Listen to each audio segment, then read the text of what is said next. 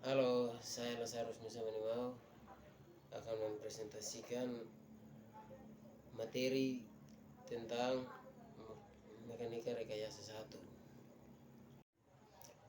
Baik, langsung saja kita masuk pada materi, yaitu yang pertama, mekanika rekayasa. Mekanika rekayasa adalah perluasan mekanika yang mencakup hubungan antara gaya-gaya luar yang bekerja pada benda dengan gaya yang ditimbulkannya, sehingga dapat diketahui kekuatan bahan dan deformasi benda tersebut. Mekanika rekayasa membahas tentang kesetimbangan atau statistika struktur. Mekanika teknik atau mekanika rekayasa merupakan bidang ilmu utama untuk perilaku struktur atau mesin terhadap beban yang bekerja padanya. Perilaku struktur tersebut umumnya adalah lendutan dan gaya-gaya atau reaksi dan gaya internal. Dengan mengetahui gaya-gaya dan lendutan yang terjadi, maka selanjutnya struktur tersebut dapat direncanakan atau diproporsikan dimensinya terhadap material yang digunakan sehingga aman dan nyaman, atau lendutan tidak berlebihan dalam menerima beban tersebut. Yang berikut ada gaya. Gaya adalah suatu sebab yang mengubah sesuatu benda dari keadaan diam menjadi bergerak atau dari keadaan bergerak menjadi diam. Dalam mekanika teknik, gaya dapat diartikan sebagai muatan yang bekerja pada struktur. Gaya dinyatakan dalam suatu satuan berat, yaitu Newton. Sifat-sifat gaya yaitu mempunyai besaran, mempunyai arah, dan mempunyai titik tangkap. Yang berikut perjanjian tanda.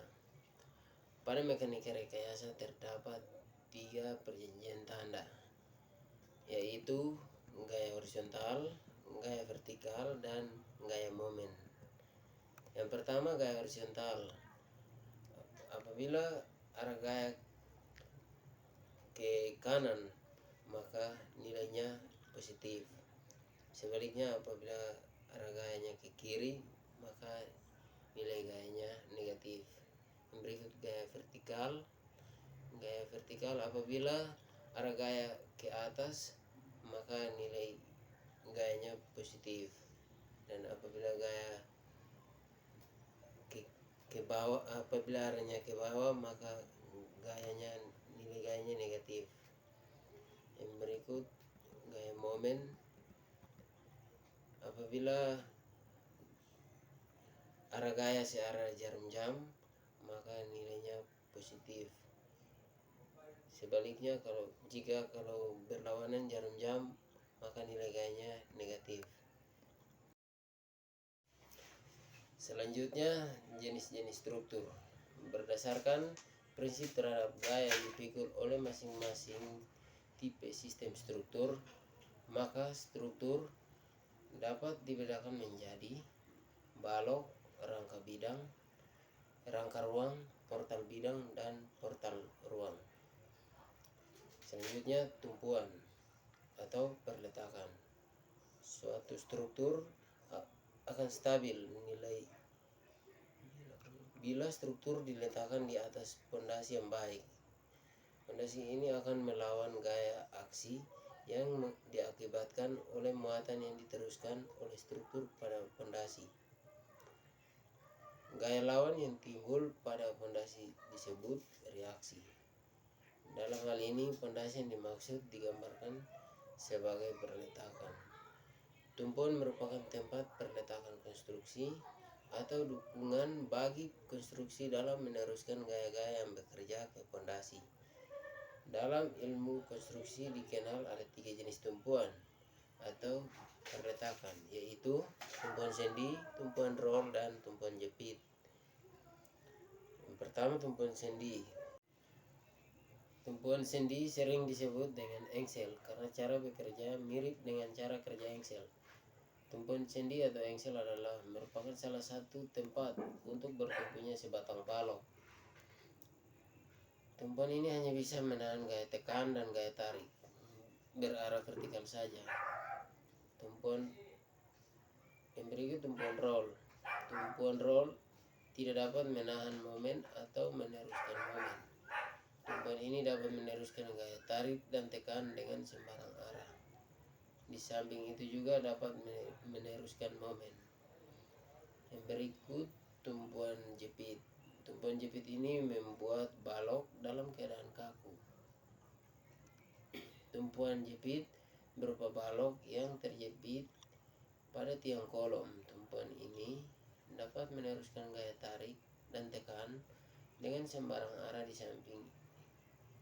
Di samping itu juga dapat meneruskan momen. Dengan demikian, tumpuan jepit ini dapat menahan gaya vertikal, gaya horizontal, dan gaya momen. Selanjutnya, muatan. Muatan adalah beban luar yang bekerja pada konstruksi. Secara umum, muatan terdiri dari dua jenis, yaitu muatan terpusat. Muatan terpusat adalah beban yang bekerja secara terpusat di satu titik saja, sedangkan muatan terbagi rata adalah beban yang bekerja secara merata di sepanjang balok tergantung dari panjang muatan terbagi rata tersebut. B. Balok di atas dua tumpuan. Yang pertama, reaksi perletakan. Reaksi perletakan adalah reaksi yang secara umum mempelajari tentang ilmu kesetimbangan atau keseimbangan. Gaya-gaya yang bekerja pada suatu konstruksi balok, kolom, ataupun kuda-kuda suatu bangunan. Termasuk pada rumus, besarnya reaksi tumpuan dapat ditentukan dengan menggunakan persamaan kesetimbangan struktur statis tertentu, yaitu sigma momen sama dengan 0. Artinya semua jumlah gaya momen sama dengan 0. Untuk mencari reaksi perletakan di titik A, maka titik B menjadi titik butir atau titik momen. Semua gaya vertikal terhadap bidang datarnya dikalikan jaraknya menuju titik butir permodelan struktur di titik B. Dan sebaliknya, untuk mencari nilai B, maka titik A menjadi titik puntir. Untuk rumus, teman-teman dapat melihatnya pada slide. C. Gaya dalam NDM. Gaya dalam itu sendiri adalah gaya yang melawan gaya luar yang timbul dari kekuatan bahan konstruksi. Gaya dalam dapat dibedakan menjadi gaya normal, gaya lintang, dan momen lentur. Gaya normal adalah gaya yang bekerja sejajar atau searah sumbu batang. Disimbolkan umumnya adalah N. Gaya lintang atau gaya geser adalah gaya yang bekerja tegak lurus sumbu batang. Simbol lintang geser normal umumnya adalah D. Gaya momen lentur, gaya yang menahan lentur sumbu batang. Simbol gaya momen lentur umumnya adalah M. Diagram gaya dalam adalah diagram yang menggambarkan besarnya gaya dalam yang terjadi pada suatu konstruksi. D. Beban terbagi. Beban terbagi adalah muatan yang tidak tertuju pada satu titik, tetapi terbagi pada bagian atau seluruh elemen struktur tersebut. Untuk beban terbagi dalam mekanika rekayasa, beban terbagi ada dua jenis, yaitu beban terbagi rata, persegi, dan beban terbagi segitiga. Pengertian balok overhang. Balok overhang merupakan balok sederhana yang dilengkapi atau memiliki 1-2 titik bebas pada salah satu ujungnya ataupun bisa kedua ujungnya. Dengan pengertian lainnya, balok overhang adalah balok sederhana yang salah satu keduanya kedua ujungnya menerus. Perencanaan kuat geser balok beton bertulang. Pada bagian ini kita mempelajari tentang gaya geser. Gaya geser merupakan salah satu beban yang diperhitungkan dalam mendesain balok beton bertulang dengan menyediakan tulangan geser atau sengkang sepanjang balok. Balok yang didesain kurang baik terhadap pengaruh geser kemungkinan akan mengalami kegagalan atau kerusakan permanen sehingga akan runtuh.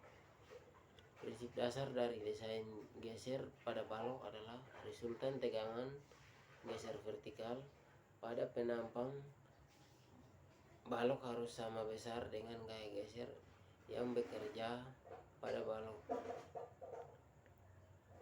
Bila kondisi tersebut tidak tercapai, maka akan terjadi keruntuhan yang biasanya dikenal dengan istilah shear failures atau kegagalan geser.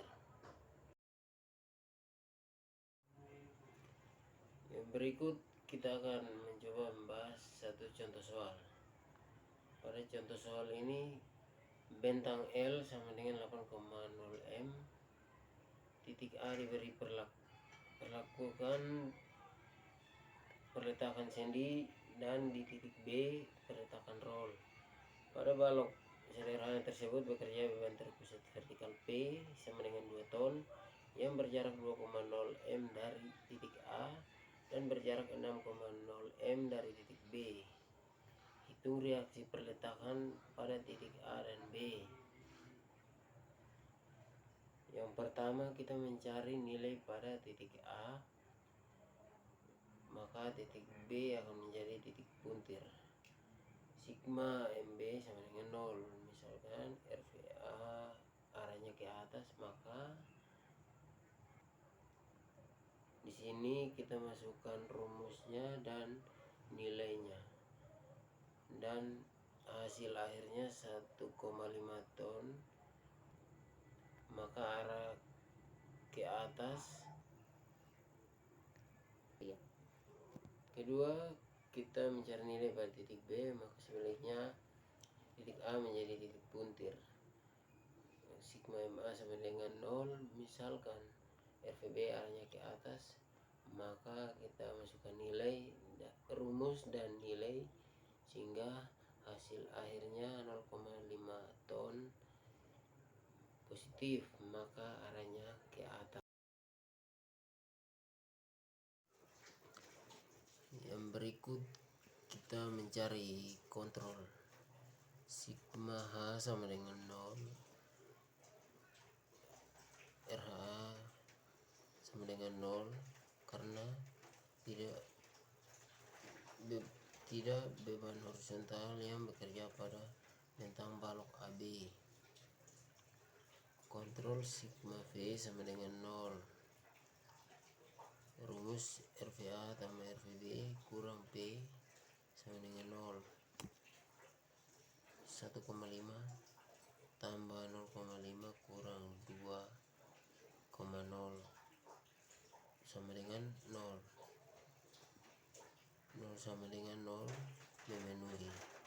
Kesimpulan, balok sederhana AB dengan bentang 8,0 m dibebani aksi beban P sama dengan 2 ton, sehingga reaksi perletakan yang terjadi di titik A, RVA nya sama dengan 1,5, arahnya ke atas, dan B, RVB nya sama dengan 0,5, arahnya ke atas.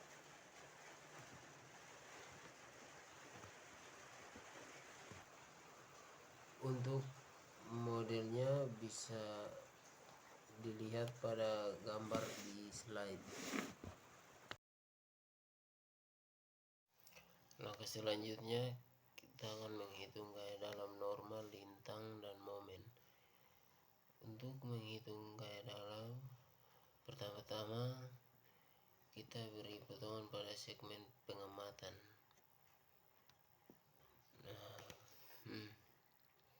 Pada contoh soal ini yang menjadi segmen pengamatan terdiri dari dua segmen, yaitu segmen AC yaitu potongan 1.1 dan segmen CB yaitu potongan 2.2.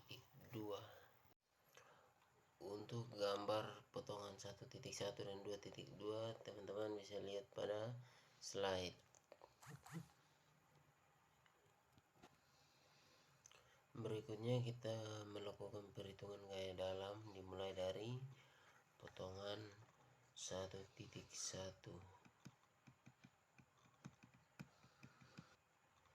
Bila melihat dari kiri potongan, teman-teman bisa lihat tertera pada gambar.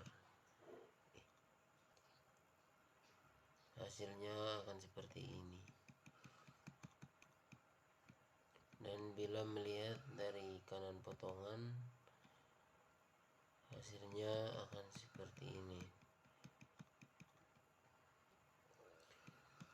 Langkah berikutnya kita lakukan perhitungan gaya dalam pada potongan 2.2.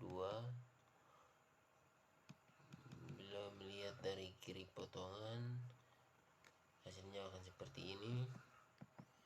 Dan bila melihat pada kanan potongan, hasilnya akan seperti ini. Teman-teman bisa melihat pada slide.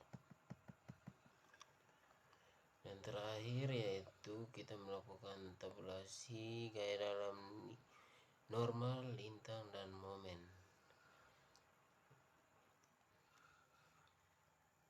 Dan hasil dari tabulasi seperti ada pada tabel yang terdapat pada slide. Demikian hasil presentasi materi mekanika rekayasa saya. Mohon maaf jika ada kesalahan penulisan, kata kalimat, dan bahasa, karena kita ketahui bersama bahwa kesempurnaan hanyalah milik Tuhan. Terima kasih.